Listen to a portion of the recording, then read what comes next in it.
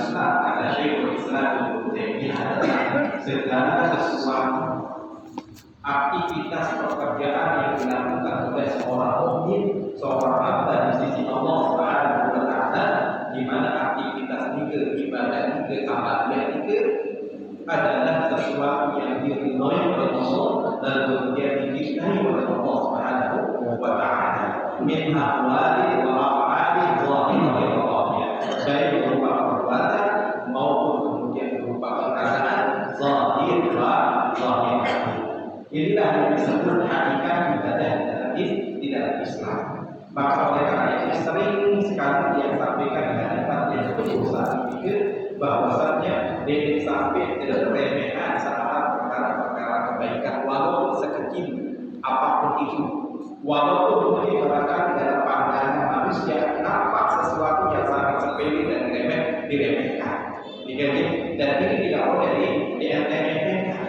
Sebab kita tidak tahu di kejamaah sekalian amalan yang mana yang kita kerjakan justru itu yang menghantarkan yang berusaha dan kebaikan Allah dan kemudian dihantarkan ke surganya Allah Subhanahu wa taala. Sebab nanti di kejamaah sekalian banyak suatu aktivitas amalan-amalan yang biasa dan continue dilakukan dan dikerjakan oleh seorang hamba di sisi Allah, walaupun mungkin dalam pandangan manusia remeh atau kecil, tetapi bagi Allah itu adalah sesuatu yang sangat besar.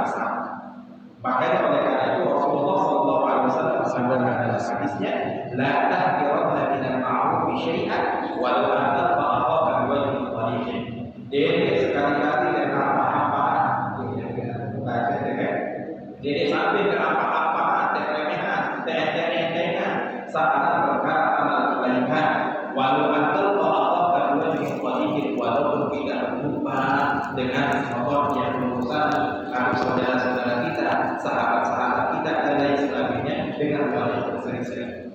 Bedai kedua kaki semeton delana, bedai dua kaki batu-batu delana.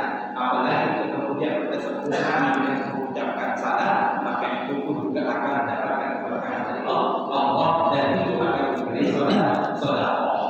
Ini yang harus dipahami oleh kita semuanya. Sebab ini disebutkan banyak sekali dalam hadis Nabi Sallallahu Alaihi Wasallam. Apalagi kemudian kalau misalkan yang berusaha mikir buka kita yang suatu coba mikir namanya pada hidayah jika bertimbul khair, yaitu tentang penjelasan banyaknya jalan-jalan menuju kebaikan.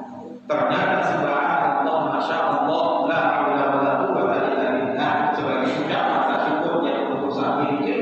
Di dalam hati jemaah sekalian banyak sekali hadis-hadis Nabi Sallallahu Alaihi Wasallam yang menjelaskan kepada kita ternyata ada banyak seorang hamba yang alim, seorang hamba yang penuh ikhlas di dalam ibadahnya kepada Allah Subhanahu Wa Taala, melakukan amalan-amalan yang nampak biasa dalam pandangan manusia, tetapi dimasukkan oleh Allah ke dalam surga. Jemaah sekalian, mungkin satu yang sampaikan. Sama suatu ketika misalkan disebutkan dalam hadis Nabi Sallallahu Alaihi Wasallam ada seorang hamba yang dimasukkan ke dalam surga oleh Allah Subhanahu Wa Taala, orang yang bersangkutan pikir dia mengganti maka sholat orang ini dimasukkan oleh Allah Subhanahu Wa Taala di dalam surga yang begitu sangat indah sekali tempat itu, sehingga kemudian disampaikan oleh Allah Subhanahu wa taala ini adalah karena sebab amalan-amalan saleh yang engkau lakukan selama hidup di dunia sehingga engkau mendapatkan ganjaran surga yang Allah Subhanahu wa taala janjikan untuknya. Sehingga kemudian jemaah sekalian yang dimuliakan oleh Allah Subhanahu wa taala, menariknya timbul satu pertanyaan, amalan apa sahabat yang gawe dari sampai sisi Allah Subhanahu wa taala yang ke dalam surga ini. Ini sampai seorang hamba itu yang pernah nabi amalan saat gawe sehingga kemudian Allah Subhanahu wa taala masukkan dia ke dalam surga ini.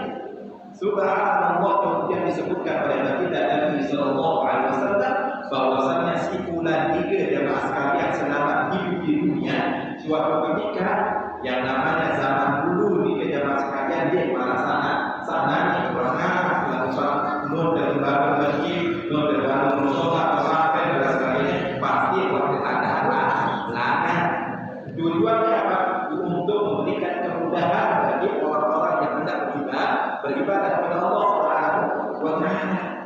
Dan subhanallah jemaah sekalian di zaman dulu niki jemaah sekalian niki di zaman dulu kebetulan sempat mereka beribadah kepada Allah Subhanahu wa taala itu begitu sangat sempit. Bahkan kemudian banyak sekali semak belukar sehingga menyulitkan saudara-saudaranya untuk beribadah kepada Allah Subhanahu wa taala. Melihat apa yang kemudian yang disaksikan oleh seorang ulama sampai-sampai kemudian dia mengangkat tangan dan sumpah di hadapan Allah Subhanahu wa taala. Apa sumpahnya? La nahyiyanna. Wallahi la nahyiyanna. Disebutkan dalam hadis Nabi sallallahu alaihi wasallam. Demi Allah aku bersumpah kepada ya Allah, la nahyiyanna. Aku akan merampas, aku akan ngomong, aku akan menyapu bersih sehingga termudahkan daripada jalan saudara-saudara menuju tempat ibadah tersebut sehingga nikmat dia tidak beribadah kepada Allah Subhanahu wa taala. Lalu kemudian di waktu yang bersamaan yang bersangkutan ini dimatikan oleh Allah Subhanahu wa taala lalu kemudian dimasukkan ke dalam surga Allah Subhanahu wa taala. Nanti kemudian yang bisa kita ambil pelajaran dalam kisah ini sekalian yang disebutkan dalam hadis Nabi Sallallahu Alaihi Wasallam bahwasannya dedek sampai ke apa-apa saat perkara kebaikan walaupun itu kecil dalam pandangan manusia. Sebab seorang boleh gawin dan misalkan belum tentu itu menjadi jaminan oleh Allah Subhanahu wa taala. Sebab syarat diterimanya suatu amalan dalam Islam tiga disebutkan para ulama adalah ikhlasul niyyah wa ikhlasul lillahi fil ibadah. Bahwasanya perkara banyaknya suatu amalan belum tentu diterima di sisi Allah Subhanahu wa taala. Tapi kunci utama daripada syarat diterimanya amal seseorang itu adalah dua ini. Sampai yang sama adalah ikhlasul lillahi fil ibadah. Atau al-ikhlasul niyyah. Ikhlas yang perlu saat ini karena Allah Subhanahu wa taala dalam setiap ibadah yang dikerjakan. Lalu kemudian yang kedua adalah yaitu ittiba'us sunnah.